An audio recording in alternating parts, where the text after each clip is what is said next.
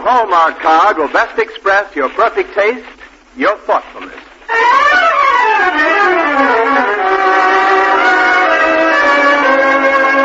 Welcome now to our show. Here's a friend you all know. Charlotte Greenwood is with us again. Charlotte Greenwood Show, brought to you this Sunday and every Sunday at this time by the makers of Hallmark greeting cards. And here is our star, the lovable lady of stage and screen, Charlotte Greenwood.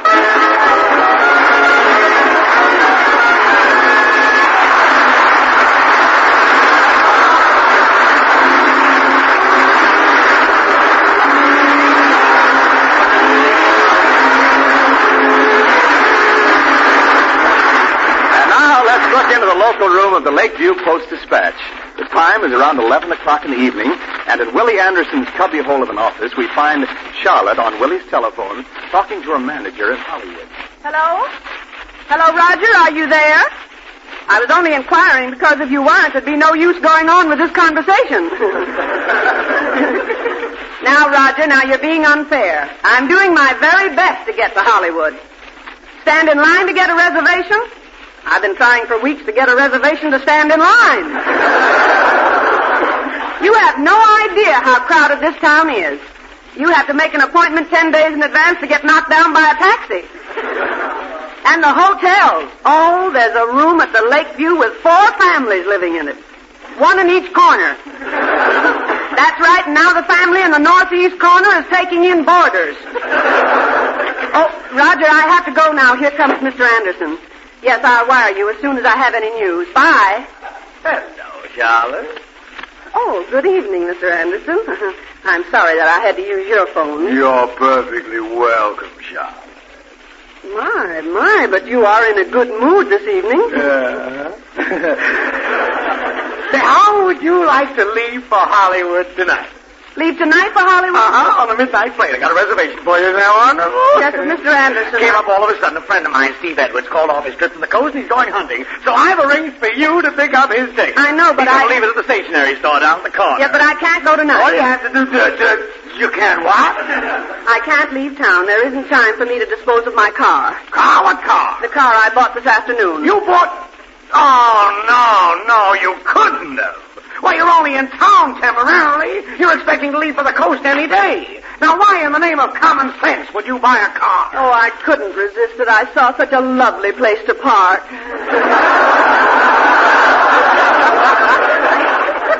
Here you are, knowing you'll be leaving town any moment, and yet you invest good money in a car. I ask you, is that sound? Certainly it's sound. Everything about it makes a noise. Except the horn. All right. But I'm... City Desk Anderson speaking. What, Mr. Jenkins? Oh, he's my landlord. I gave you as a reference. Huh? Oh, yes, Mr. Jenkins. Miss Greenwood? That's right. She's been employed here for several weeks. But she's leaving tonight. Well, certainly she's a responsible person. I'll guarantee anything. What? Send you a check for the garage door she smashed. But, Mr. Anderson... But I... All right. Now, how much was the door you smashed? $20. But for only $100 more, we could get one that opens with an electric eye. Oh, only $100 more? Mm-hmm. That is for a good one. You know, the one I had on my Hollywood garage became nearsighted. Nearsighted? Yes, it kept opening and shutting the bedroom window. Now, listen.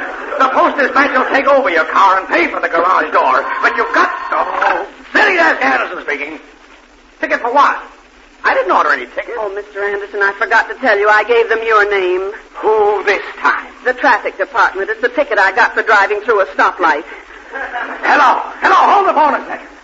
You ran through a stoplight? I had to. It was the only way I could get away from that man that was following me. Well, if a man was following you, why didn't you stop and call a policeman? Don't be silly. He was a policeman. He was? All right. Hello. Yes, send me the ticket. I'll see that justice is served. Well, so far you've had a very jolly evening, Miss Greenwood. By the time we get through paying your bills, the Post-Dispatch will be busted. Well, I wouldn't think of letting the Post-Dispatch pay my bills. I'll stay right here and work it out. You're blame right, you. No, you won't. You're leaving for Hollywood tonight. I'll see to that. Oh, Mr. Anderson, sometimes I think you're anxious for me to leave. Oh, Miss Greenwood, Hollywood needs you.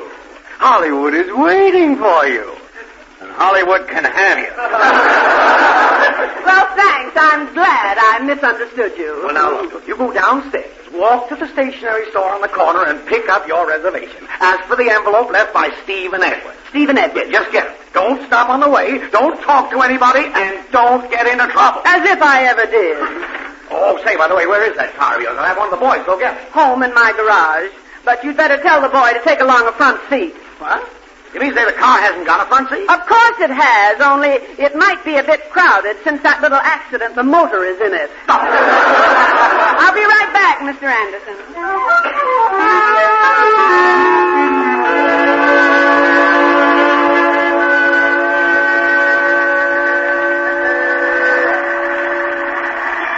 Excuse me, ma'am, but could I ask you something? Now, just one moment. Do I look like the kind of a lady that a strange man would stop on the street? Oh, no, ma'am, not at all. Absolutely not. Well, you know, that's what I've always suspected. But it's just that I'm sort of new here, and I'm trying to find a place called South Cove. Oh, that's a little suburb on the south end of the lake. By any chance, are you looking for the munitions factory? No, ma'am. I'm with the North Shore Steel Mill. But my girl's at the South Cove plant. Oh, my name's Jerry Brown. Mine's Charlotte Greenwood. Well, I sure am happy to meet you, Mrs. Greenwood. It isn't Mrs. Greenwood, it's Miss Greenwood. Oh, excuse me, ma'am. I'm sorry. You're sorry.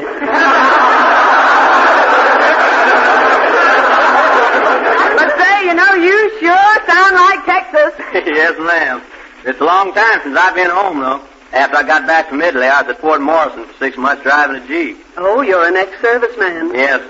But the Army let me out because I had an offer here of a standing job. Well, after driving a Jeep for 6 months, I imagine you'd appreciate a standing job. The only thing is, Myrtle goes to work at midnight, and I won't get through till 10 o'clock.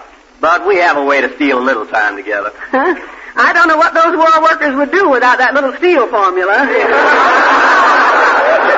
Well, what I mean is, we're getting married tonight. Married? You are? Yes, ma'am. She's meeting me at the Justice of the Peace at 11:30. And that's pretty soon now. Oh, are you going on a honeymoon? Well, not right away, ma'am. We both thought we'd better stick on a job. The guys over there still need a lot of stuff. I know. Well, I think that's perfectly swell. Of course, I never aimed to have my wife work, but the way things are, well, I reckon these days a lot of women get a man's wages. I reckon a lot of women always have. Say, it's after 11. You'd better hurry. Where is this Justice of the Peace located? Well, Myrtle told me it's the first house to the left, right after you cross the tracks from South Cove. Oh, then I know exactly where it is. Now, look, you start from here and you go straight down the main street to that, Yes? No, wait, now. Now, look, you start from here and then you turn right at the first intersection and no, that won't do either. Look, now you start from here and... You know, honestly, I think you'd better start from someplace else. Well, is it that hard to find, ma'am? No, it isn't hard to find. It's just hard to explain. If I was driving, I could get you there in 10 minutes. Say, come on, I will drive you. Oh, I wouldn't ask you to do that, ma'am. What? When you're on your way to your own wedding? Why, come on, hop in. Why, I'll have you kids married in 20 minutes. Hey, wait! Stop! Police! That fellow in the tall blonde, they stole my car.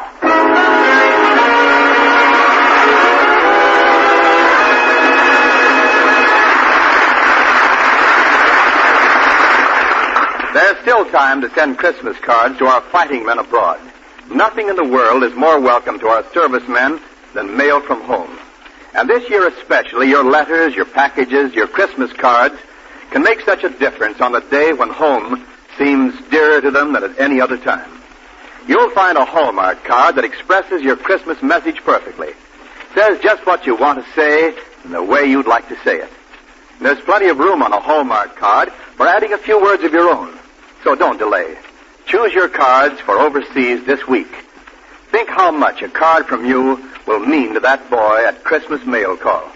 Remember, Hallmark cards are on display at America's finest stores.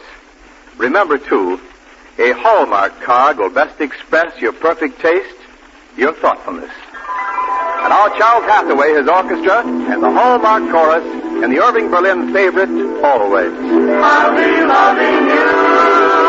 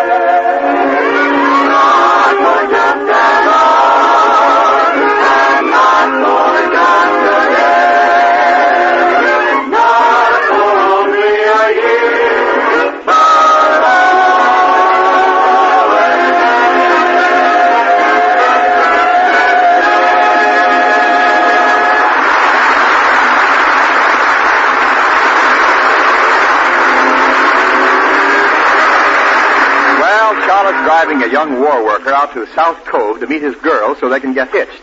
But meanwhile, there's developed another hitch. Charlotte finds it out just as the car is approaching its destination. That must be the house right ahead. Yeah, looks kind of dark and deserted. I don't see Myrtle either. Oh, listen to that. And they call this anti-knock gasoline. But ma'am, that was something in the back seat here. Why, yeah, it was this here shotgun that fell down. Shotgun? Do you always carry a shotgun in your car? My car? Ma'am, this ain't my car. I thought it was yours. What? Why, it's not my car. Well, you were standing right alongside of it. Well, yes, but so was you. I sort of figured you just got out for a stretch. Yeah, well, I sort of figure if we're caught in this, we'll both go in for a stretch. You stay here and wait for Myrtle. Yeah, but what are you going to do? I'm going to phone a friend of mine. We're going to need help.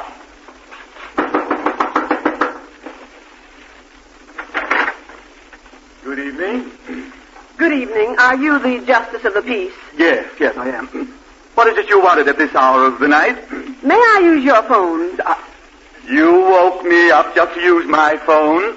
Yes, please. Where is it? Now, hold on. You can't come barging in like this. I'm not properly attired. I barely had time to slip my overcoat or put a pair of pajamas. Oh, it's all right. I don't mind pajamas. And it ain't pajamas. It's pajamas. The same as tomatoes. There's no difference.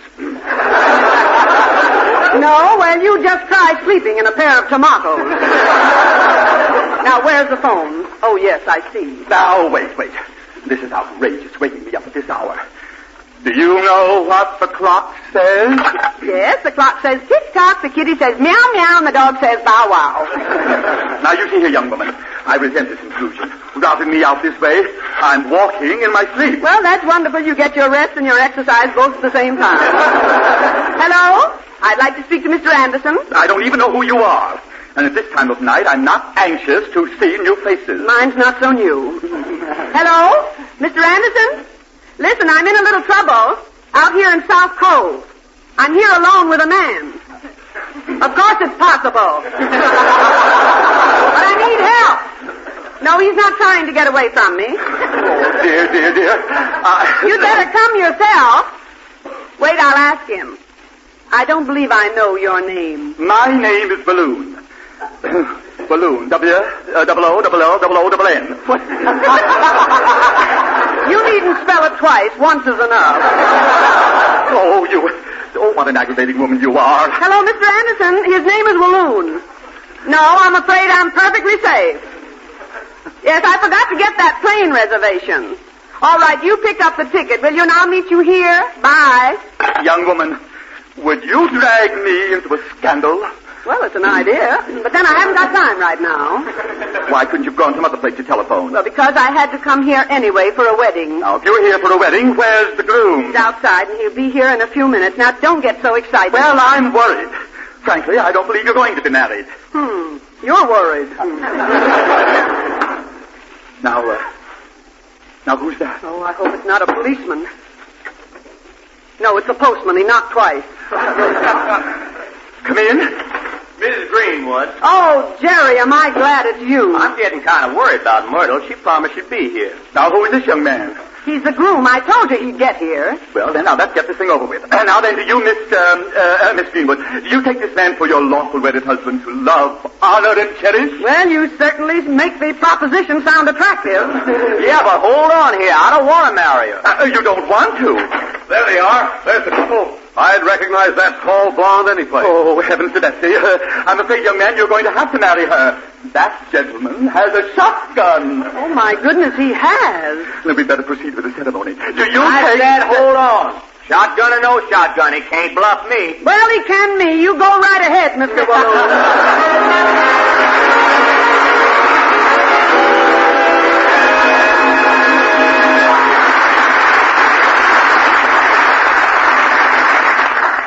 And now what's going to happen?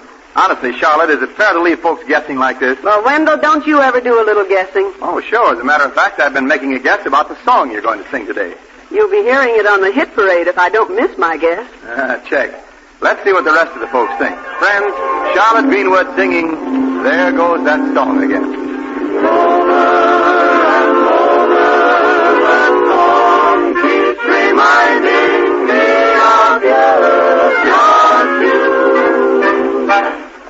There goes that song again. We used to call it a serenade.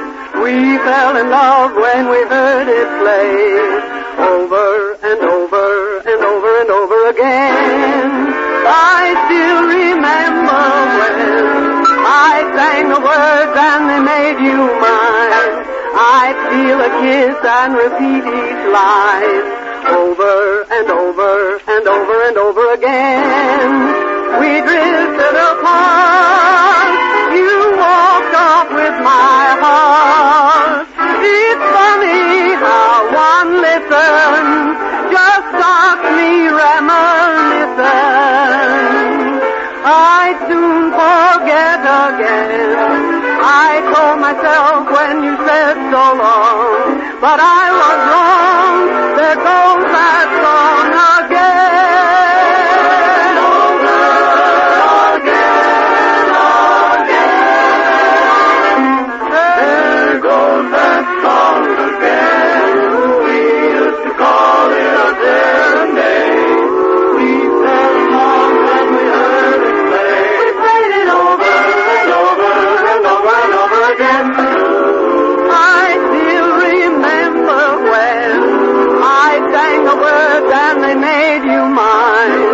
I'd feel a kiss and repeat each line. Over and over and over and over again. We drifted apart. You walked off with my heart.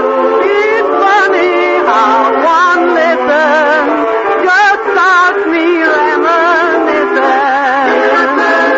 I'd soon forget again. I told myself when you said so long, but I was wrong. Yes, I was wrong. There goes that song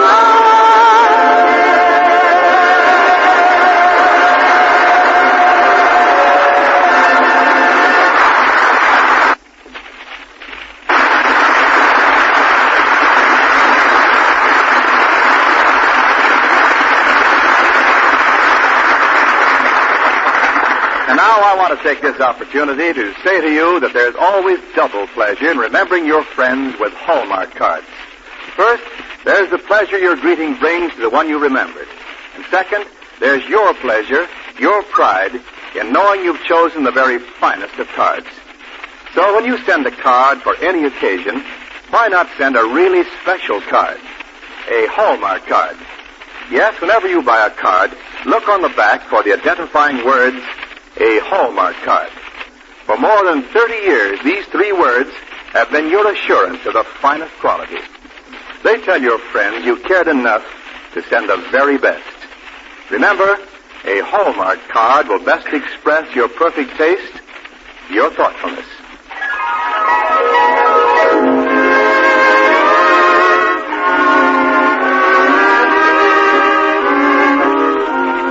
And now to resume our story. Not only did Charlotte and the young war worker get into the wrong car, but a befuddled justice of peace tried to marry them. And it might have gone through, too, if at that moment the owner of the car hadn't appeared, and with a shotgun.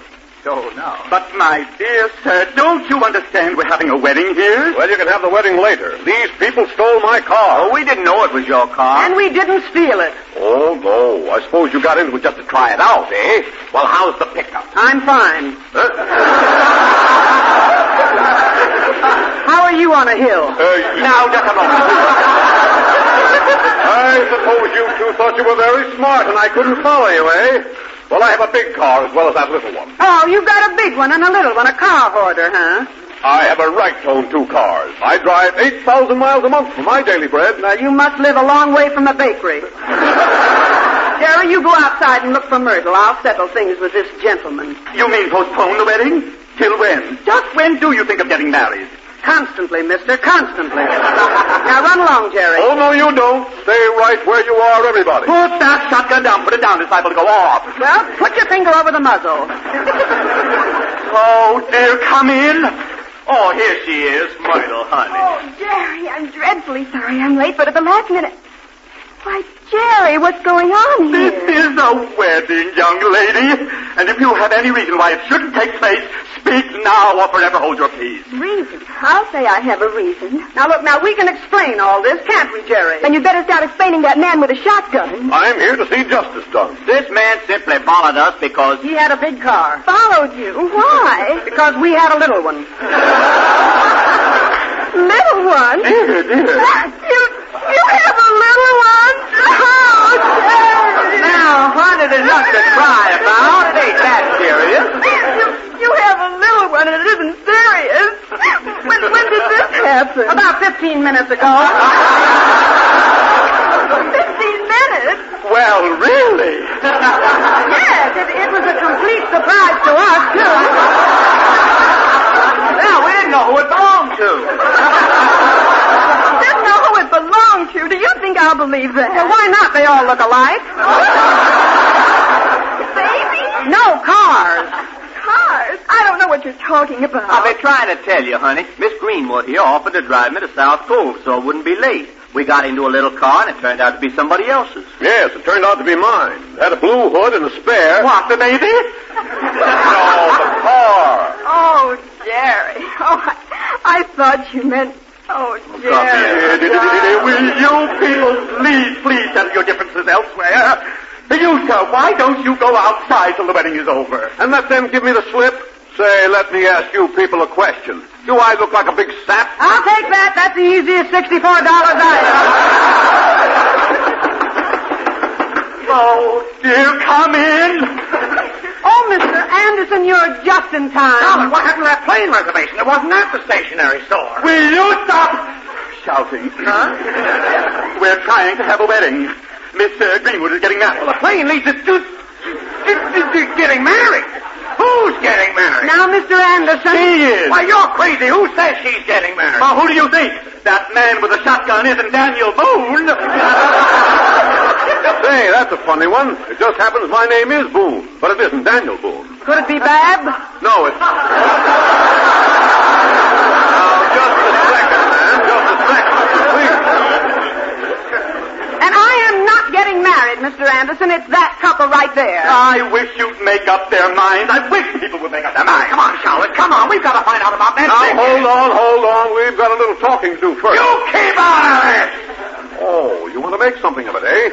Well, listen, mister. This place isn't big enough for both of us. So what are you going to do about it? I'll tell you what I'm going to do about it. Well, he's going to catch the next bus out of town. Yeah, no. Charlotte, will you please tell me what this is all about? I was simply helping these kids get married. I borrowed this gentleman's car without his permission. Yes, and nobody leaves here till I get paid for the use of it. That'll be $25. What kind of a man are you at a time like this to be mercenary?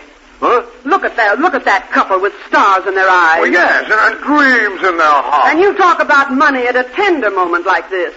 Well, I suppose.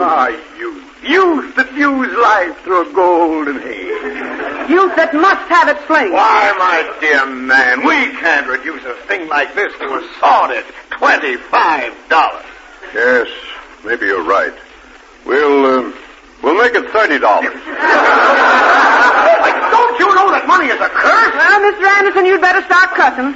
Good gracious, not in my presence. Oh, all right. And that's $30 more you've cost the Post-Dispatch. Yeah, and you're lucky I didn't make it 40. You almost spoiled a hunting trip for me and Steve Edwards. I don't care if you... Steve Edwards? You know Steve Edwards? Well, sure. I was just doing an errand for him when this couple took my car. Steve asked me to leave an envelope at the stationery store. Oh, Mr. Anderson, that's the reservation. Well, where is it? Where is the envelope? Well, I got it right here in my pocket. Why? We can make it. The airport's only a mile from here. What's that? That's the midnight plane now. I hear it every night that flies over the building where I work. Yep, I reckon you missed it. Missed it? Now I've got you on my hands again. Oh, why? Why do I get into jams like this? You'd think I didn't have a brain in my head. I say you'd think I didn't have a brain in my head. Well, who's arguing? Well, now we may as well resume the wedding. As you say, Miss Greenwood, you must have it fling. Oh, sure, but I wish somebody would fling one my way.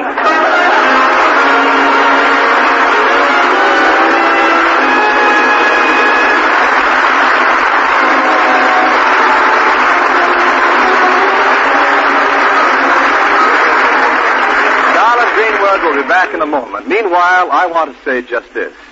When you buy a card for any occasion, look for the hallmark imprint on the back. Like sterling on silver, that imprint, a hallmark card, is always your assurance of finest quality. It tells your friends you cared enough to send the very best. Yes, a hallmark card will best express your perfect taste, your thoughtfulness. And now, Charlotte Greenwood.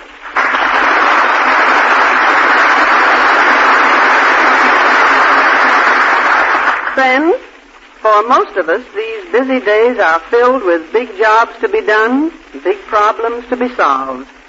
There's so little time for the tiny, little everyday things, the neighborly chat, the letter to an old friend. And yet, in this swiftly moving world, friendship need not be forgotten.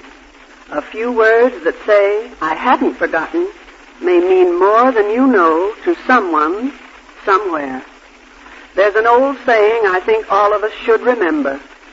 The way to have friends is to be one. And now, until next Sunday at the very same time, this is Charlotte Greenwood saying, so long, friends, until we meet again. So long, neighbor, till next Sunday. I'm just saying, so long. So long.